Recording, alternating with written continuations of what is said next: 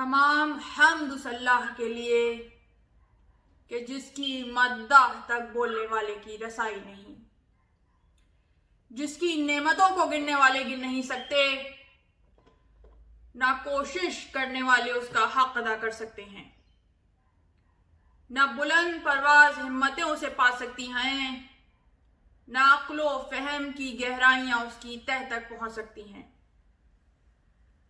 उसके कमालिजात की कोई हद मुअय्यन नहीं, ना उसके लिए तौसीफी अल्फाज हैं, ना उसकी इब्तदा के लिए कोई वक्त है कि जिसे शुमार में लाया जा सके, ना उसकी कोई मुद्दत है कि जो कहीं पे खत्म हो जाए। सलावत भेजे मोहम्मद वाले मोहम्मद। अल्लाहुम्मा सल्ली अला मुहम्मदिन वाले मोहम्मद वअज्जल। सरनामा कलाम में कुरान मजीद फुरकान हमीद की आयत के एक हिस्से की तिलावत का शर्फ हासिल किया। ये वो आयत है कि जिसमें परवरदिगार आलम ऐलान कर रहा है कि फस्कुरूनी अस्कुरकुम, कि तुम मेरा जिक्र करो मैं तुम्हारा जिक्र करूंगा। यानी ये आयत वो आयत है कि जो बंदे को बराह रास्त खुदावंद आलम से मुत्तसिल कर देती है। ये आयत वो आयत है कि जो हमें बताती है कि किसका जिक्र रहती दुनिया तक कायम रहने वाला है। उसका जिक्र कि जो तौहीद के परचम को सरबुलंद करे।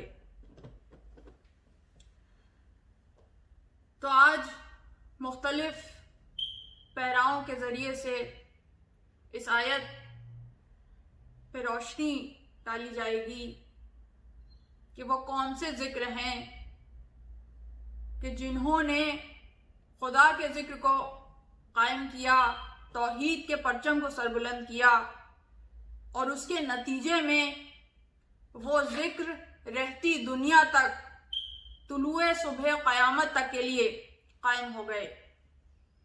और दूसरी तरफ एक पैगाम जो आज के दिन से मरबूत है कि जो अरबईन का दिन,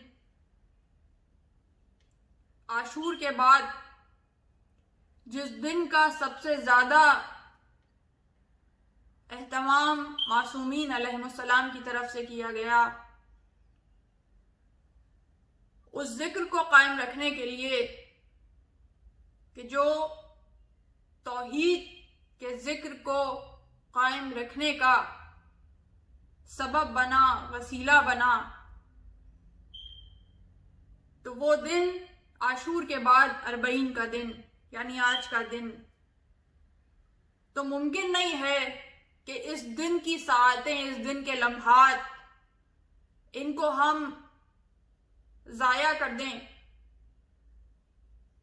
और इमाम आली मकाम सैयदुश शुहदा इमाम हुसैन अलैहिस्सलाम का पैगाम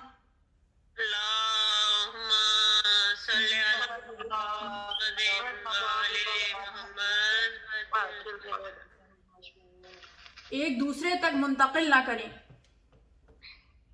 ये जिम्मेदारी है कि जहां उस मुसीबत का तस्करा किया जाए वहीं उस पैगाम को पहुंचाया जाए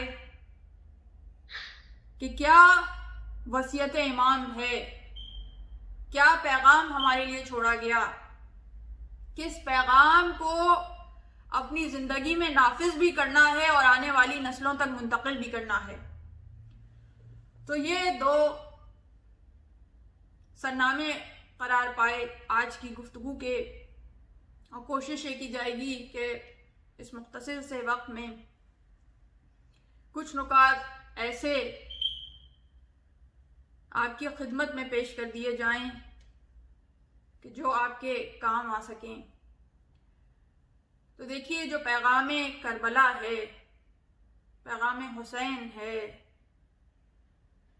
जो हुसैनियों के लिए रहती दुनिया तक कायम रहने वाला पैगाम है, वसीयत इमाम है। जो करबला से मुत्तसिल हो जाए, जो हुसैनी हो जाए, तो उसके लिए जरूरी है कि वो इन दो औसाफ को अपने अंदर पैदा कर ले। अगर इन दो औसाफ को अपने अंदर पैदा कर लेगा तो हुसैनी कहलाएगा। लेकिन अगर इन दोनों औसाफ में से एक वस्फ भी, एक खुसूसियत भी, एक कैरेक्टरिस्टिक भी कम होगी तो फिर चाहे कितना ही जिक्र हुसैन क्यों ना करे, चाहे कितना ही हुसैन हुसैन क्यों ना करे, हुसैनी नहीं कहला सकता।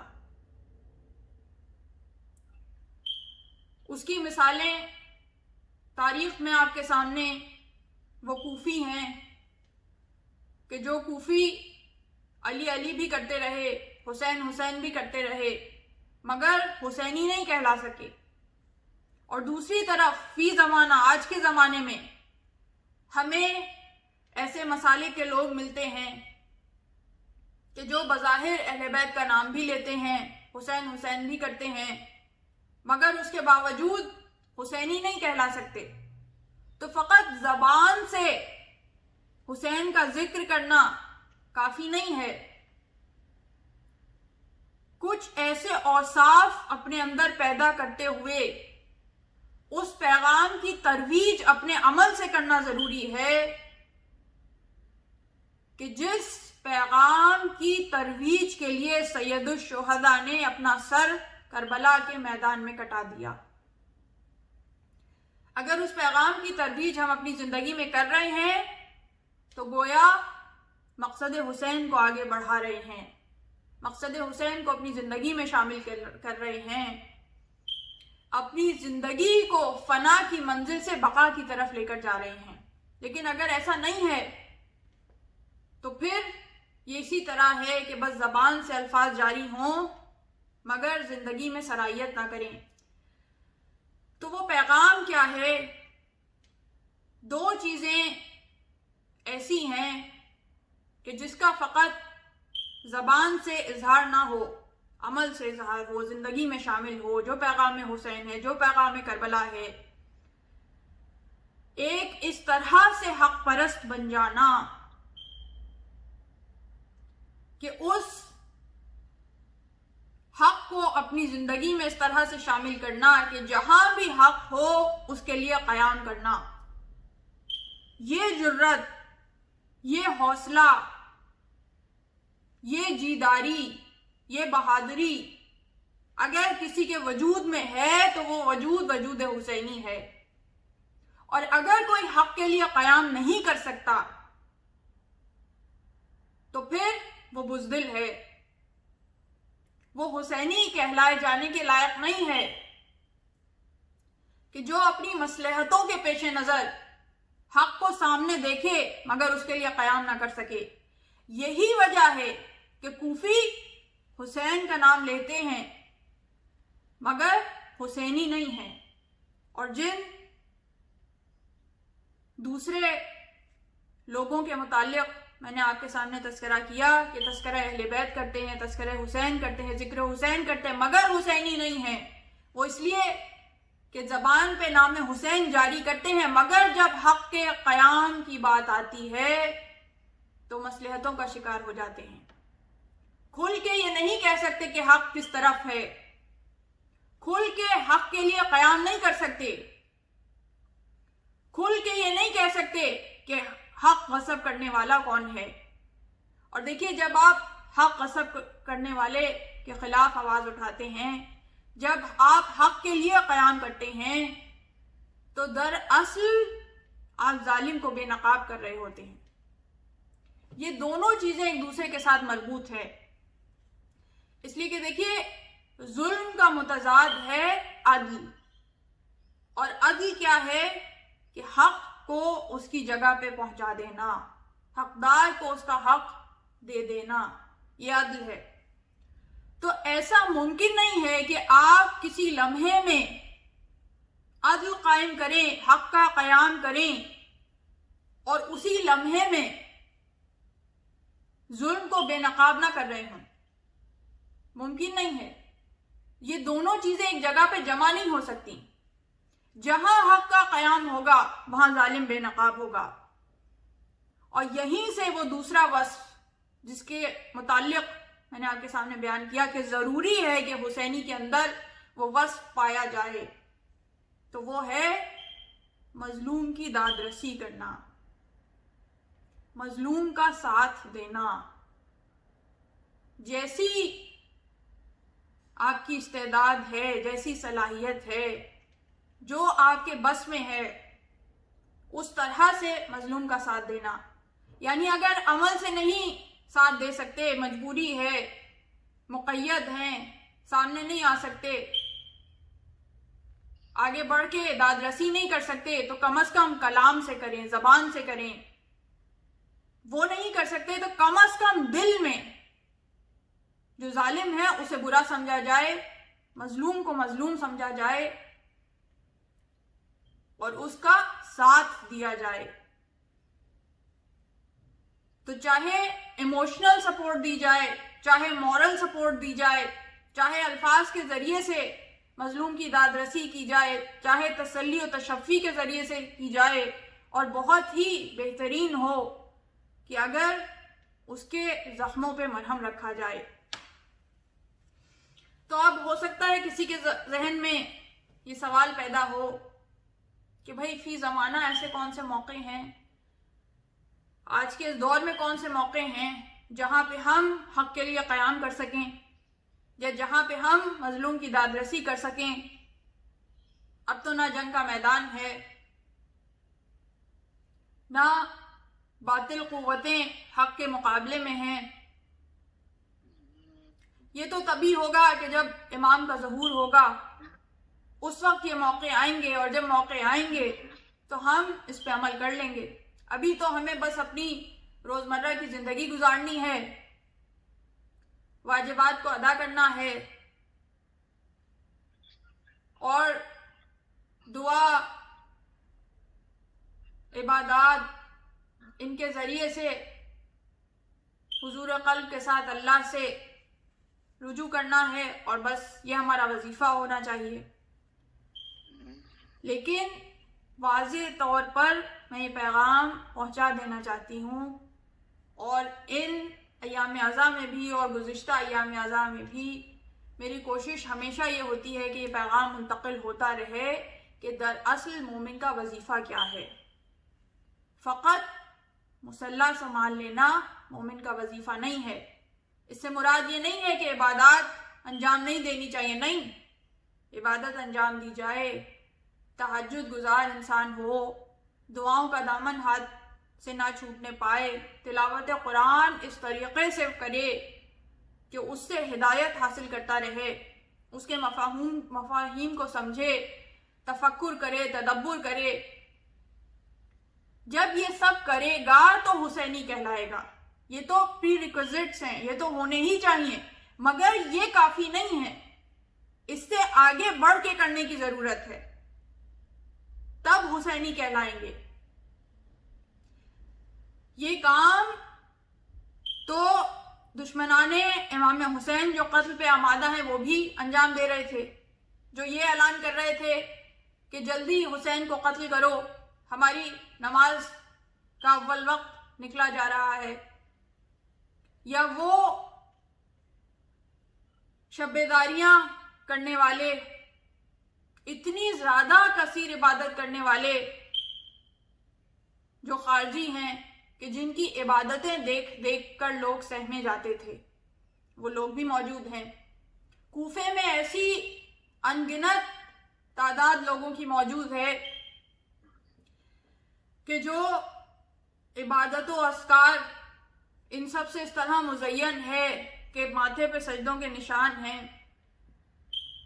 रात को शब्बेदारियां की जाती हैं, तिलावत कुरान इतनी खूबसूरत आवाज में किया जाता है कि जो सुनने वाला है वो अपनी जगह पे ठहर जाता है, रुक जाता है और खड़े होकर तिलावत सुनने लगता है, महव हो जाता है उस तिलावत में। मगर ऐसे लोगों के लिए मौलाए कायनात अली इब्न अबी तालिब अलैहिस्सलाम इरशाद फरमाते हैं,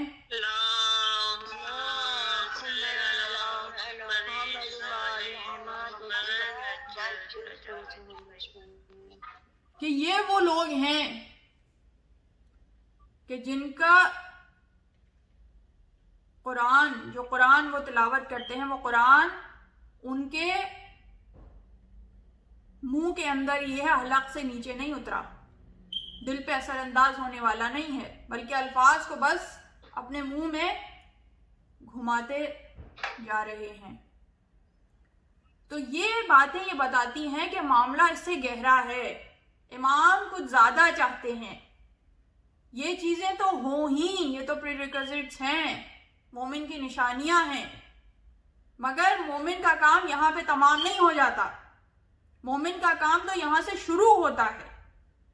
और असल काम क्या है? असल काम ये है कि हक के लिए क़याम करना। इतनी जुर्रत, इतनी हिम्मत मोमिन के लिए होनी चाहिए, मोमिन के अंदर होनी चाहिए, और ऐसा ना हो कि मसलहतों का शिकार हो जाएं। और आजकल हमें यही दिखाई देता है चारों तरफ कि दो तरफ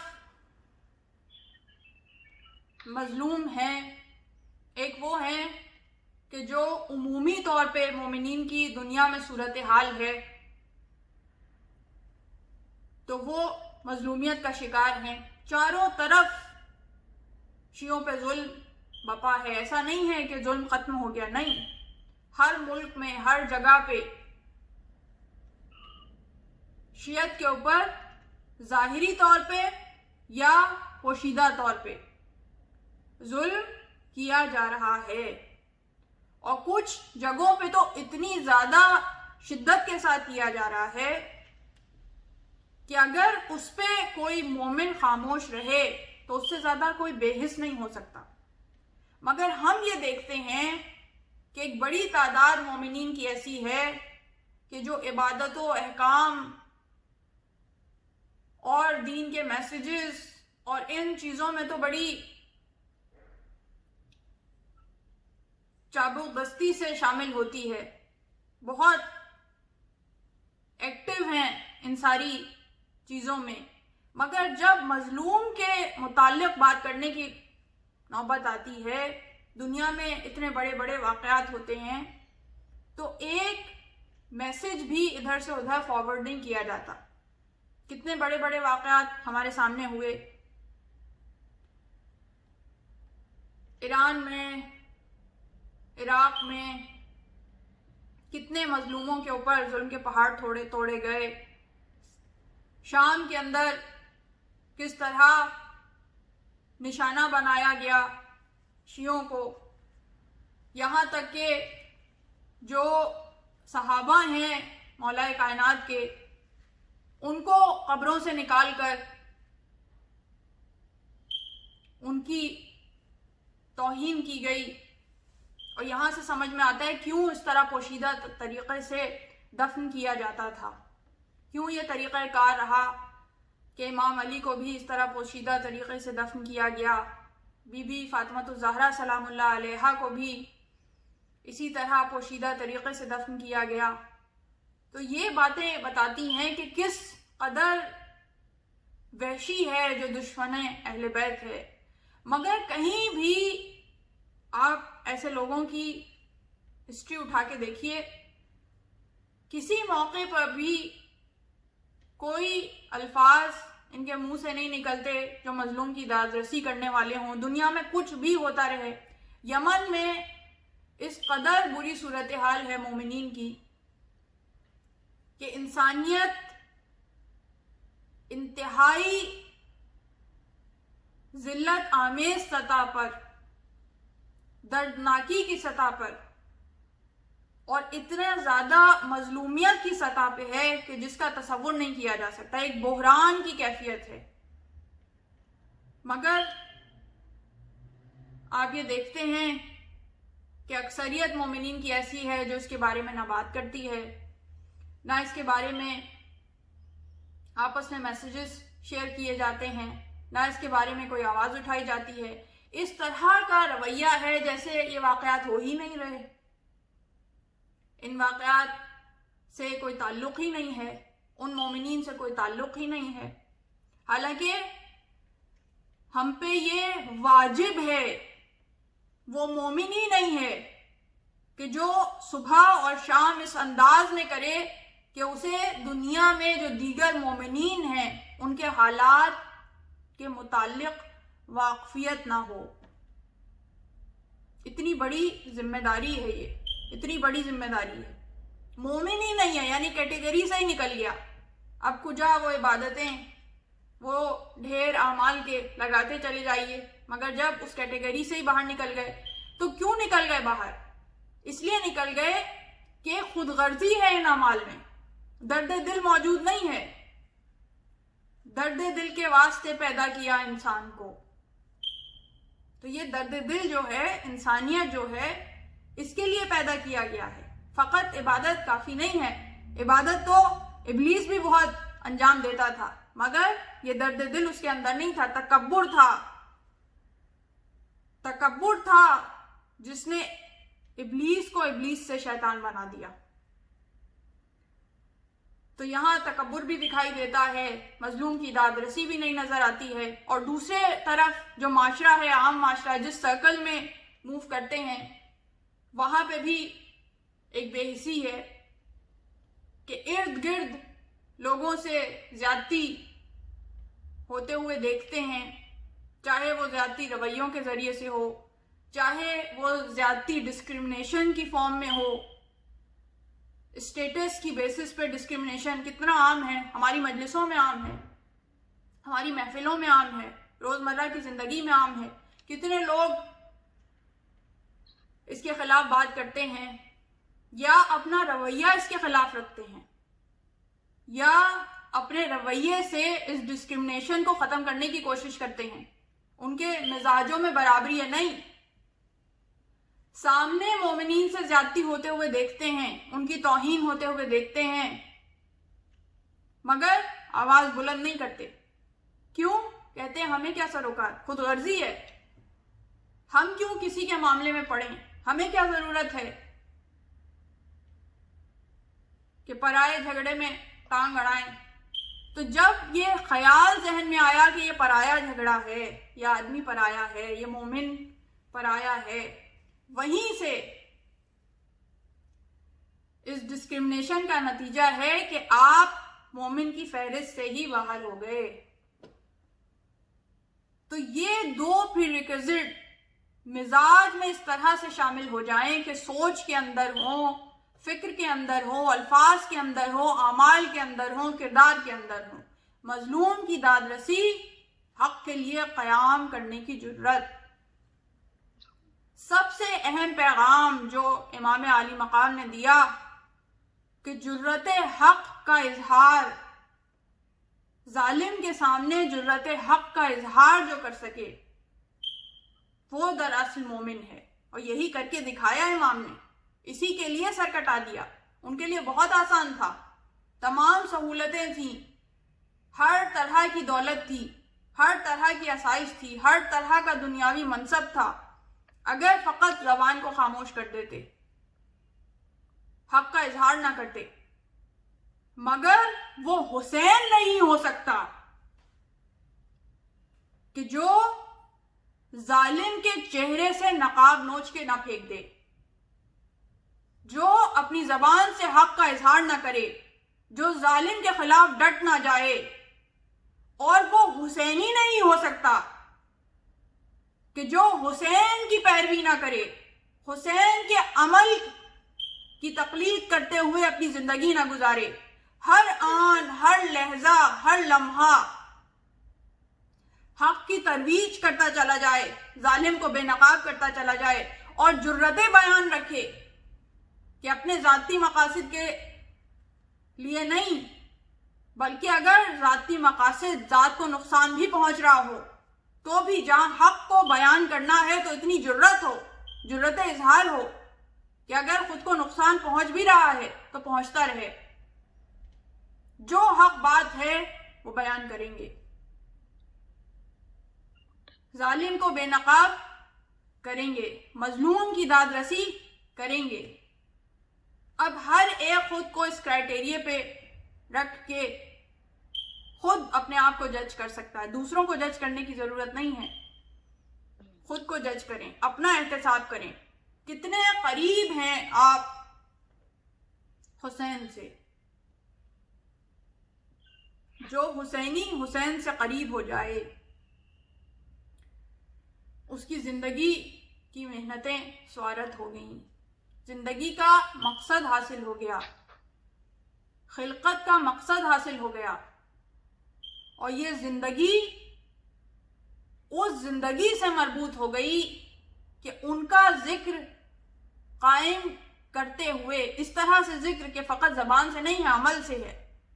फकत ये नहीं कह रहे इमाम ने जुल्म के खिलाफ जान कुर्बान कर दी, इमाम जालिम के खिलाफ डट गए, इमाम ने गर्दन कटा दी, मगर हक बात कहने से पीछे नहीं हटे। नहीं, फकत जबान से नहीं कह रहे, अमल से करके दिखा रहे हैं। हुसैनी वो है कि जो अमल के मैदान में आता है, फकत जबान से इजहार नहीं करता रहता। तो जब ये हम करते चले जाएंगे तो फिर इसके नतीजे में हमारी जिंदगियों में वो तब्दीलियां आनी शुरू होंगी कि हर साल जब हम आशूर करेंगे, जब हम अरबईन करेंगे, तो ये साल गुज़िश्ता साल से और आने वाला साल इस साल से बेहतर होता चला जाएगा। और जब बेहतर से बेहतर होता चला जाएगा तो हम अपने मौला से करीब तर होते चले जाएंगे, यहाँ तक के इमाम से मुत्तसिल।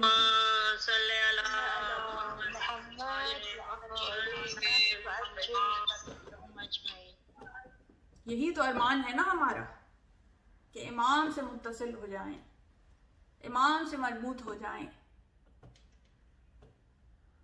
तो देखिए, एक तरफ तो ये तरीका इमाम से मजबूत होने का,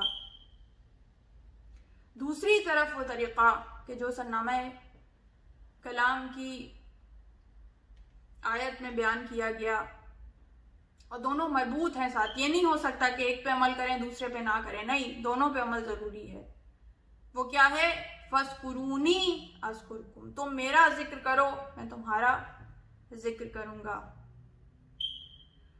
और जब हम तारीख़ बशरियत पे, तारीख़ इंसानियत पे निगाह करते हैं कि वो कौन हैं कि जिन्होंने जिक्र तौहीद को कायम रखने का हक अदा किया, तो हमें कोई और दिखाई नहीं देता सिवाय एक घराने के, सिवाय एक घराने के। अब चाहे कितने ही दुश्मन इस घराने के पैदा क्यों ना हो जाएं, कितने ही दुश्मन क्यों ना पैदा हो जाएं, चाहे वो इस घराने को मासूम माने या ना माने, चाहे साहिब इस्मत माने या ना माने, ये घराना वो घराना कि जिसमें सब अली हैं, सब अली हैं, अली का घराना, सबके सब मोहम्मद हैं, सबके सब अली हैं, अनमता अलैहिम की मंजिल पर सबके सब अली हैं। तो अब चाहे कोई अली को मासूम माने या ना माने, चाहे अली को रहबर माने या ना माने, चाहे अली को सिराज हलता माने या ना माने, चाहे अली को इमामुल मुत्तकीन माने या ना माने, चाहे अली को यदुल्लाह माने या ना माने, चाहे अली को ऐनुल्लाह माने या ना माने, चाहे अली को इमामुल मुत्तकीन माने या ना माने, चाहे अली को खतीबे मिंबर सलूनी माने या ना माने, मगर ये बात हर एक, पूरी कायनात पूरी शिद्दत के साथ मानती है, पूरे हुजूर कल्ब के साथ मानती है। कोई इस हकीकत का इनकार कर ही नहीं सकता, चाहे दोस्त हो चाहे दुश्मन हो, चाहे चाहने वाला हो चाहे नफरत करने वाला हो, मगर इस बात को झुटला नहीं सकता कि अली ने अपनी पूरी जिंदगी में, अली ने अपनी पूरी जिंदगी में काबे से लेकर, वो काबा कि जो जाए पैदाइश है अली का, काबे से लेकर दावत जुल अशीरा तक, दावत जुल अशीरा से लेकर हिजरत के बिस्तर तक, और हिजरत के बिस्तर से लेकर कूफे की मस्जिद में आखिरी सजदे तक, अपनी पूरी जिंदगी का एक एक लम्हा, पूरी जिंदगी का एक एक लम्हा तौहीद के परचम को सरबुलंद करने में सर्फ कर दिया।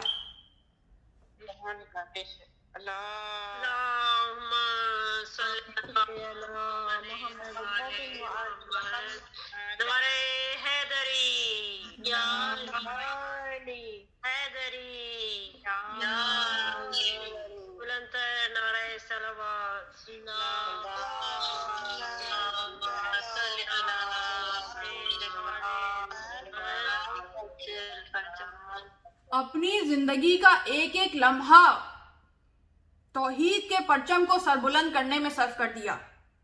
इससे कोई इनकार नहीं कर सकता, कोई इनकार नहीं कर सकता। तो अब जब अली ने अपनी जिंदगी का एक एक लम्हा जिक्र तौहीद में इस तरह से सर्फ किया कि तौहीद के परचम को सरबुलंद कर दिया, सर सजदे में दे दिया, जिंदगी इस नाम पे कुर्बान कर दी, तो अब उस वादा करने वाले खुदा की जिम्मेदारी यह है कि उसने खुद ये जिम्मेदारी अपने पे ली कि अली ने जब इस तरह से खुदा के जिक्र को कायम किया तो अब अल्लाह ने अपनी जिम्मेदारी के मुताबिक अली के जिक्र को इस तरह से कायम कर दिया कि अब रहती दुनिया तक के लिए अली का नाम कायम है। इस तरह से अली का नाम कायम कर दिया कि जो अपने आप में मौजज़ा है। इतनी नफरतें करने वाले कि किताबों से अली का नाम मिटाते चले गए, हदीसों से अली का नाम मिटाते चले गए, अली के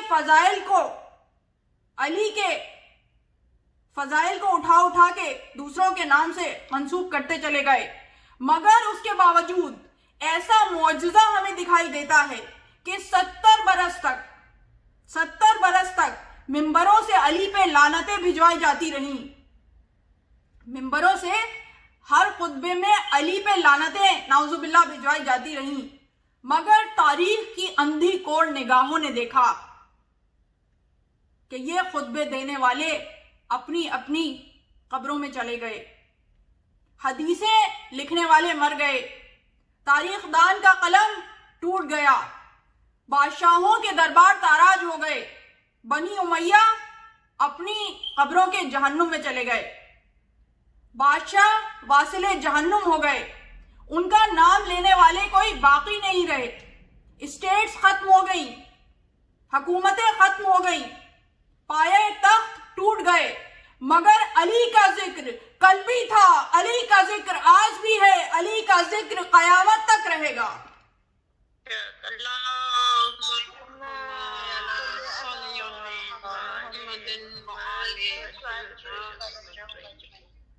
अली का जिक्र कयामत तक रहेगा।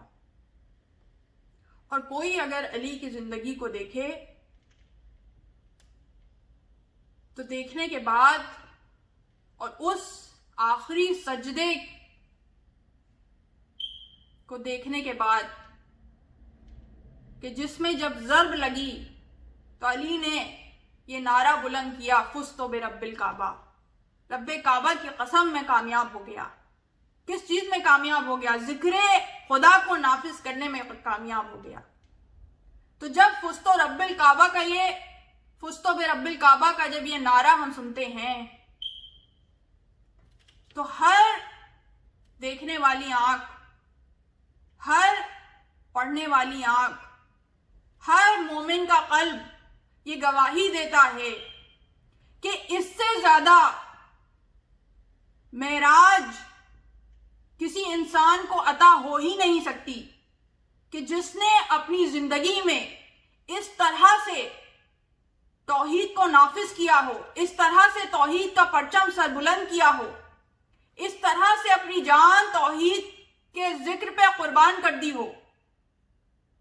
मगर असल कमाल ही इस सिलसिला विलायत का ये है। और जब ही आगाज में यह कहा गया कि यहां फकत एक अली नहीं है, तमाम के तमाम अली हैं, एक सिलसिला है विलायत का, और इस सिलसिला विलायत में तमाम अली हैं, सब के सब बुलंद हैं, इस तरह से बुलंद हैं कि आगाज बुलंदी पर है, अंजाम बुलंदी पर है और अगला आने वाला वहां से आगाज करता है जहां से पिछले ने छोड़ा था। एक तसलसल है, एक सिलसिला है। यही वजह है कि अब हमें एक सर ऐसा नजर आता है, सैयदुल शुहदा का सर, कि कौन कह सकता है कि इससे बड़ी मेराज भी कोई हो सकती है कि फुस्तो बे रब्बिल काबा का नारा लगाया जाए। मगर सैयदुल शुहदा ने अपना सर सजदे में देकर यह ऐलान किया कि इससे बड़ी मेराज भी यह है कि सर सजदे में गया तो मगर उठा नहीं। सर सजदे में गया तो मगर उठा नहीं। सर सजदे में तिलावते तौहीद हक करते हुए गया और उठा इस तरह से कि जब नोके नेजा पे बुलंद हुआ तो भी तिलावते तौहीद हक जबान पे जारी है। सूरह कहफ की तिलावत की जा रही है, फकत उस मंजिल पर नहीं, बाजारों में तिलावत की जा रही है। ऐसा मौजज़ा दिखाते हुए जा रहे हैं कि रहती दुनिया तक अक्ल हैरान है। इस तरह से कोई हक़ जिक्र अदा कर सकता है, इस तरह से कोई तौहीद के परचम को सर बुलंद कर सकता है, इस तरह से कोई अस्कुरूनी फस्कुरूनी अस्कुरकुम की तफसीर कर सकता है, इस तरह से मेराज पे पहुंचकर कोई जिक्र इलाही कर सकता है। तो जब इस तरह उस हद तक और इस मेराज पे जाकर जिक्र तौहीद का हक अदा किया जाए, जिक्र खुदा किया जाए, तो फिर कैसे मुमकिन है कि कोई ऐसे जिक्र करने वालों का जिक्र मिटा सके? कैसे मुमकिन है? इसलिए कि अब इनका जाकिर ना मैं हूं, ना कोई और जिक्र करने वाला है, ना कोई इंसान है, ना कोई फरिश्ते हैं, ना कोई और मखलूक है, बल्कि इनका जिक्र करने वाला, इनका जाकिर खुद खुदावंद आलम है। और ये कोई जोश खिताबत नहीं है।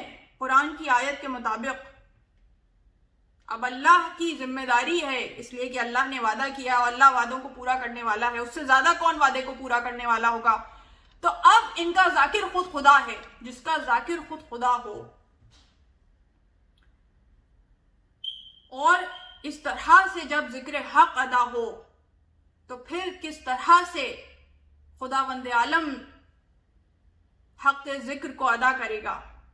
और यही दरअसल हमारे लिए हयात जावेदानी अता करने का तरीका है कि हम जिक्र खुदा करते हैं अपनी महदूद ताकतों के जरिए, मगर वो जब किसी का जिक्र करता है तो अपनी लामहदूद ताकतों के जरिए। यही वजह है, ये खुदा की लामहदूद ताकतें हैं कि जिसकी बिना पर अली का जिक्र है, जिसकी बिना पर हुसैन का जिक्र है। अब करबला के जिक्र को जितना भी मिटाने की कोशिशें की जाती रहें, हुसैनियत के जिक्र को जितना भी मिटाने की कोशिशें की जाती रहें, यजीदियत को कितना भी सरबुलंद करने की कोशिशें की जाती रहें, सब की सब बेकार हैं, इसलिए कि जिक्र हुसैन कयामत तक बाकी रहने वाला है। इंशाअल्लाह। हुसैनियत जिंदाबाद, हुसैनियत जिंदाबाद, यजीदियत मुर्दाबाद, यजीदियत मुर्दाबाद, नारे हैदरी या अली, हैदरी या अली, नारे सलवात अल्लाहुम्मा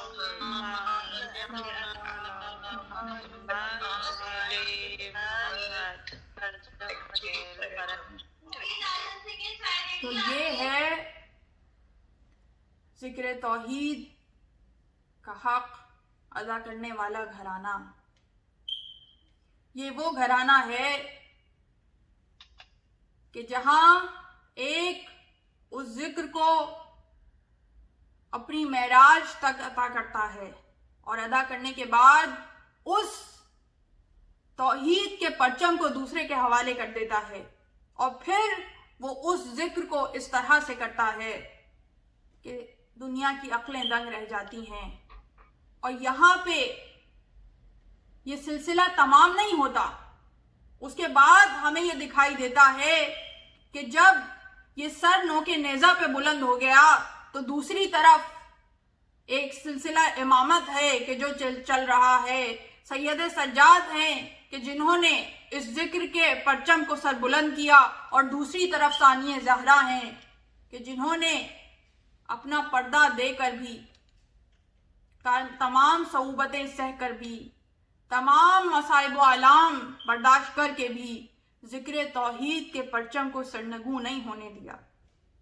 बाजारों में, दरबारों में, जिंदान में तमाम जिंदगी इसी परचम तौहीद को सरबुलंद करने में सर्फ कर दी। तो ये पूरा एक सिलसिला है। जो इस सिलसिले से मरबूत हो जाए तो वो गोया फना से बका की मंजिल पर पहुंच जाता है। अब हमारा वजीफा ये है कि हम इन जिक्र करने वालों का तस्करा इस शान से करें कि उस सुन्नत इलाही में शामिल हो जाएं कि खुदावंद आलम इनका जिक्र कर रहा है और उस जिक्र के साथ हम भी वो जिक्र अदा कर रहे हैं। वो जाकिर है, हम सामे हैं। वो जिक्र कर रहा है, हम सुनने वाले हैं। पूरी कायनात जिक्र हुसैन की सामे है। पूरी कायनात इस जिक्र को सुनने वाली है और कोई इस जिक्र को सुनने वाला ना हो चाहे। और ये हम मुशाहिदा कर रहे हैं कि किस तरह नई तरह के हालात हैं कि अब हम इकट्ठा नहीं हो सकते, अब हम तस्करा नहीं कर सकते, अब हम जिक्र हुसैन उस तरह से अंजाम नहीं दे सकते जिस तरह से हम अपनी जिंदगी में अंजाम देते रहे, जो हमारी आदत है। मगर अगर कोई भी सुनने वाला ना हो तो अपने घर से बाहर निकल जाइए। चारों तरफ आपको जो चरिंद परिंद दिखाई देते हैं, जो जमीन और आसमान दिखाई देता है, जो शजर दिखाई देते हैं, जो दरख्त दिखाई देते हैं, जो पहाड़ दिखाई देते हैं, उनके सामने जिक्र हुसैन कीजिए, इसलिए कि ये तमाम के तमाम सामे हैं। तमाम के तमाम हुसैन का जिक्र सुनने वाले। सुभान अल्लाह।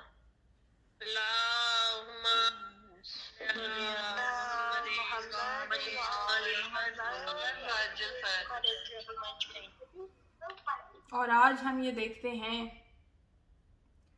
कि जहां उस जिक्र को मिटाने की कोशिश की गई, जहां इनकी तजलील की कोशिश की गई, इस घराने की तजलील की, यानी हर तरह की मुसीबतों आलाम, हर तरह की तजलील जिस तरह से भी सोच सकते थे, अपनी आखिरी हदों तक वो तजलील करने की कोशिश की गई कि खुद सैयद सज्जाद के अल्फाज हैं कि मिनहाल को कहते हैं कि मिनहाल, तुम तसव्वुर नहीं कर सकते कि हमें किस तरह से जंजबार के गुलामों की तरह एक रस्सी में बांधकर दर बदर ले जाया गया, दर बदर फिराया गया। जंजबार के गुलाम के पस्तरीन गुलाम, उनकी तरह आले मोहम्मद को करिया करिया, शहर शहर, बाजार बाजार, दरबार दरबार फिराया गया, सिर्फ इसलिए कि इनकी तजलील की जाए। मगर हमारा सलाम हो उन गलों पर के जो एक रस्सी में बांधे गए, किस तरह से हैबत आले मोहम्मद को साबित करते हुए जा रहे हैं। और आज तो अरबईन का दिन है ना, आज तो इस तरह से पुरसा देना है जिस तरह से रोजे आशूर देते हैं। आज इस तरह से पुरसा देना है। और यही वजह है कि इतनी कोशिशें की गई इनको सरनिगूं करने के लिए, मगर इनकी फतह का ऐलान ये है कि इन तमाम कोशिशों के बावजूद अब दुश्मन ये कहता है कि हम आपको रिहा करना चाहते हैं। आपकी जो शर्त है बताइए, हम वो शर्तें पूरी करने के लिए तैयार हैं। आप खूब वहां लेना चाहते हैं, खूब वहां देने के लिए तैयार हैं। मगर सैयद सज्जाद और ज़ैनब कुबरा कहते हैं, तुम हुसैन का खूब वहां दोगे, तुम हमारे शहीदों का खूब वहां दोगे। फकत वो चीजें कि जो मिल्कियत हैं इस खानवादे की, वो चीजें तलब की गईं।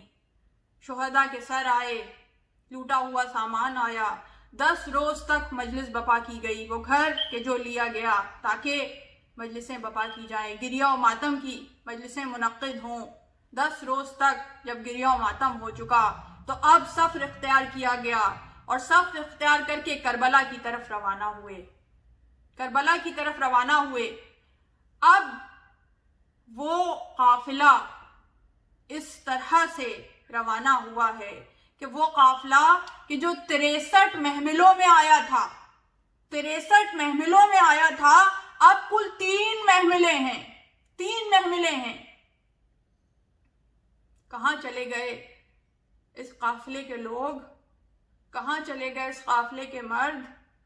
कहाँ चले गए इस काफिले के बच्चे? क्यों औरतों की गोदियां वीरान हैं? क्यों माओं की गोदियां वीरान हैं? और जब तमाम लोग महमिलों में सवार हो गए, तमाम बीबियां महमिलों में सवार हो गईं, तो बीबी ज़ैनब कहती हैं, बेटा उम्मे रुबाब कहीं दिखाई नहीं देती, उम्मे रुबाब कहीं नजर नहीं आती। कहा मुझे मालूम है कि अम्मा कहाँ होगी। ये कह के सैयद सज्जाद जिंदान में दाखिल हो गए, उस खराबे में दाखिल हुए जहां अहले बैत को कैद किया गया था। और जाने के बाद कब्र सकीना के करीब आए, देखा उम्मे रुबाब कब्र सकीना से इस तरह लिपटी हुई है कि जैसे कोई माँ अपने बच्चे को अपने सीने से लगाए होती है। और अब वो मंजिल आई कि जिस वक्त 11 मुहर्रम को ख़यामे हुसैनी जल रहे थे, शोले लपक रहे थे, शोलों की लपटें बुलंद थीं, तो उस वक्त ज़ैनब कुबरा ने अपने शानों पे बारे इमामत को उठाया, सैयद सज्जाद को अपने शानों पे उठाकर शोलों से बाहर लेकर आई हैं। कितना मुश्किल मरहला था, कितना मुश्किल मरहला था, मगर मैं कहती हूँ वो मरहला फिर भी आसान था इस मरहले से कि जिस तरह सैयद सज्जाद उम्मे रुबाब को जिंदान से बाहर लेकर आई हैं। एक दफा लेकर आते हैं, हाथ छुड़ा के वापस चली जाती हैं, दोबारा कब्र सकीना से लिपट जाती हैं। कहती है सकीना तुम्हें तो सबसे ज्यादा वतन जाने का शौक था, तुम्हें तो सबसे ज्यादा मदीने जाने का शौक था। उठो सकीना हमारे साथ चलो, इस अंधेरे वीरान जिंदान में कैसे अकेले रहोगी? तुम तो अंधेरे से बहुत घबराती थी, चलो सकीना चार चलो। अब किस तरह इमाम लेकर आए हैं, सवार कराया, और सवार करने के बाद जब सब जाने के लिए तैयार हो गए तो सैयदा ज़ैनब ने अब वसीयतें की, शाम की औरतों को वसीयतें की, और एक वसीयत ये की कि देखो मैं तलकीन करती हूँ, ये जो बच्ची है ना बहुत छोटी थी, तुम माओ का दिल रखने वाली हो, बच्चों की नफ्सियात जानती हो, ये बच्ची बहुत छोटी थी, अंधेरे से बहुत घबराती थी। देखो जब तुम्हें अपनी जिंदगी के मामूलात से जब भी वक्त मिले तो इधर आ जाना और इस कब्र पे एक दिया जला दिया करना। उसके बाद ये काफिला चला, इस तरह से चला कि अब हर बीबी के सर गोद में शहदा के सर मौजूद हैं।